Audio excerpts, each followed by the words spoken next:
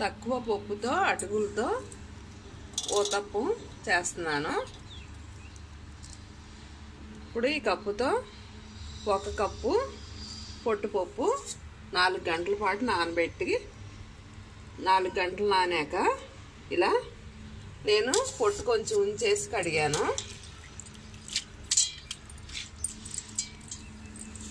బియ్యం 4 కప్పులు బియ్యం, 1 కప్పు పొట్టుపప్పు, 4 కప్పుల బియ్యం, రేషన్ బియ్యం వేసాను. ఇప్పుడు అదే కప్పుతో 2 కప్పుల అటుకులు,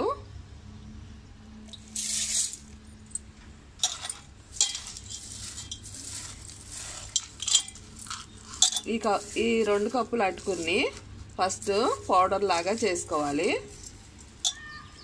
మిక్సీలో వేసుకుని పౌడర్ చేసుకుని తర్వాత పప్పు మిక్సీ వేసుకోవాలి. అటుకుల్ని ఇలా మిక్సీ వేసుకుని ఇందులో ఈ పప్పు వేసుకుని అవసరమైతే కొంచెం వాటర్ పోసుకుని మిక్సీ వేసుకోవాలి.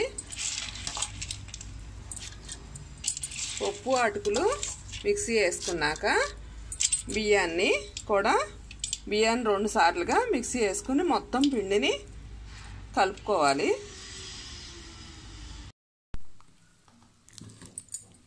అటుకులు పప్పు కలిపి ఇలా మిక్సీ వేసుకుని ఇప్పుడు దీన్ని గిన్నెలోకి తీసేసుకుని బియ్యాన్ని 2 సార్లుగా మిక్సీ వేసుకుందాం. పిండిని ఇలా బియ్యం కూడా వేసుకుని ఇలా పప్పు అటుకులు బియ్యం పిండి మొత్తం కలిపితే పిండి ఇలా ఉంటుంది. బియ్యాన్ని కాస్త బాగా మెత్తగా వేసుకుని పప్పు పిండిలో కలుపుకోవాలి.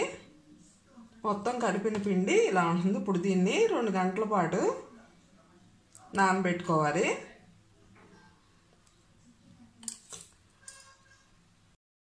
పిండి 2 గంటలు నానాక ఇప్పుడు ఈ పిండిలో సరిపడా ఉప్పు వేసుకుని ఊతప్పం వేసుకుందాం.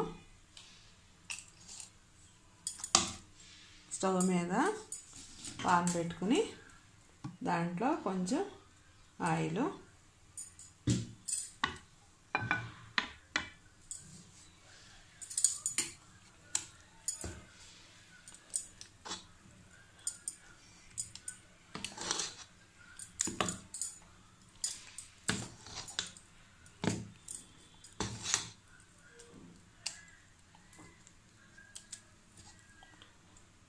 ఇప్పుడు ఆయిల్ వేడెక్కాక ఇందులో కాస్త పిండి వేసుకుని మరీ మందంగా కాకుండా ఇలా వేసుకుని ఇప్పుడు దీంట్లో కొంచెం ఉల్లిపాయ ముక్కలు, పచ్చిమిర్చి ముక్కలు, కరివేపాకు, కొత్తిమీర, పుదీనా వేసుకుందాం.